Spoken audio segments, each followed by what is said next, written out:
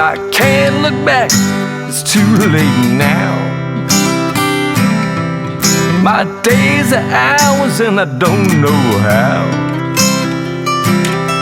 but I believe the great is still yet to come.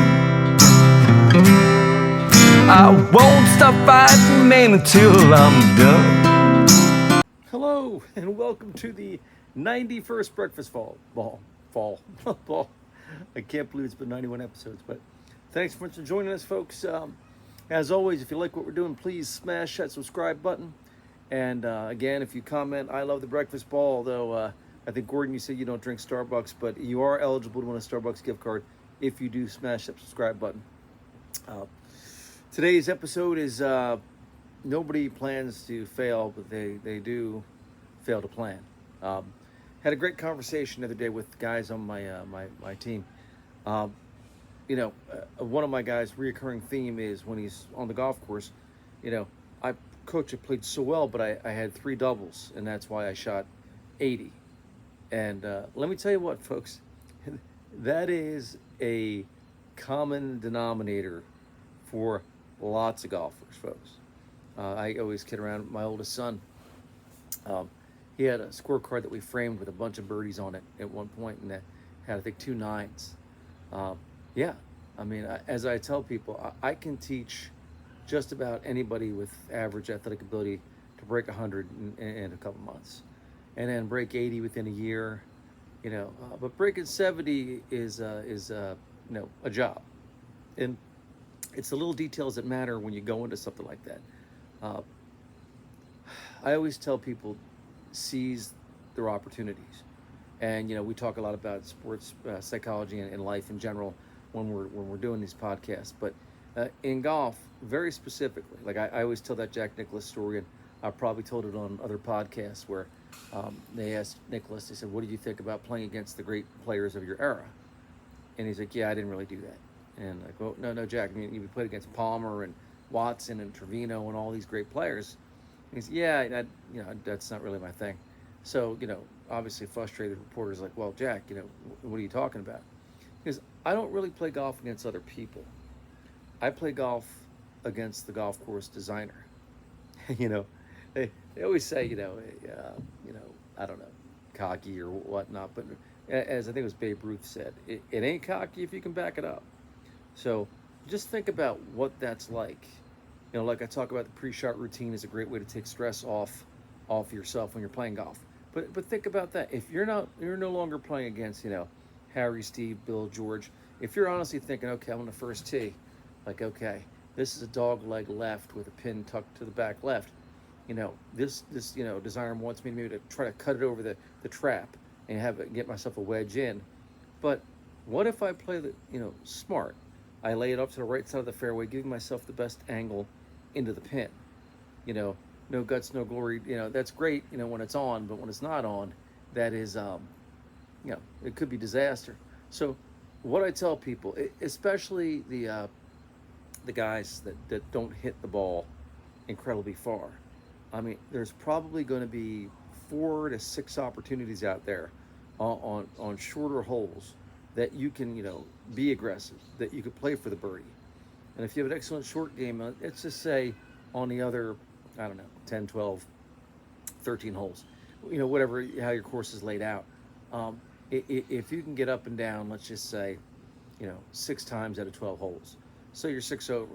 Now you have, 4 to 6 holes that you could possibly take advantage of and go for a pin, right?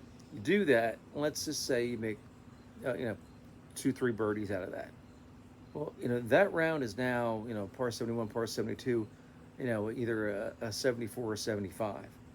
Where the problem where I see with a lot of players is they take on pins no matter what, And if you look at the tour stats on this stuff, I believe it's anybody who's short-sighted is 0.7 strokes more likely to be added to their score. Okay, some fans out there today, I think. 70-something% of all 3 putts come from above the hole.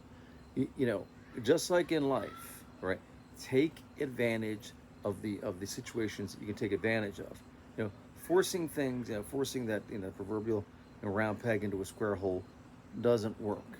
And again, when you study this game as I have forever, and especially, I kid around people, those, I was in the hospital last week with a pinched nerve.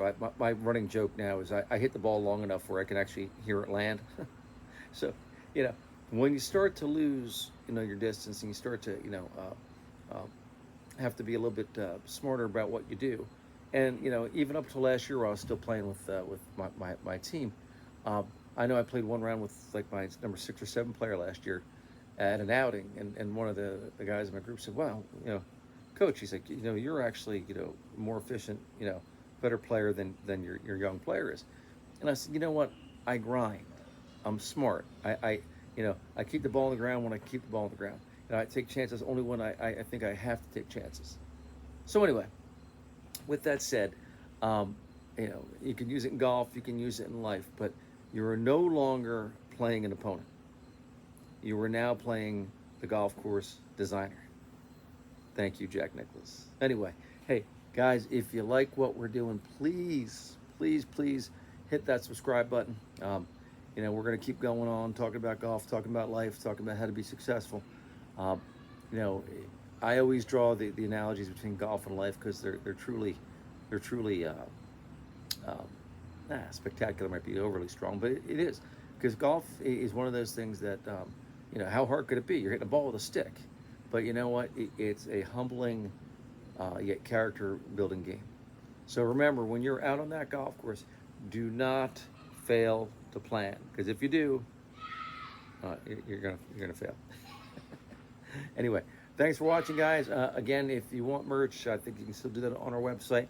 Smash the subscribe button, and please comment anything that you got, and look forward to seeing you guys again. I got some rowdy fans over the fence today, but God bless. Keep them in the fairway. Play the golf course, not the opponent. Take care.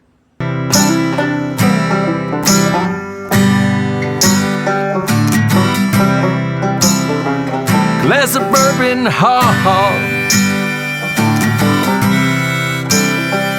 my bourbon,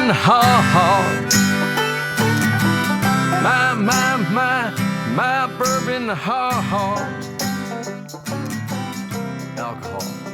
There's no great story ever started with "I'll have a salad."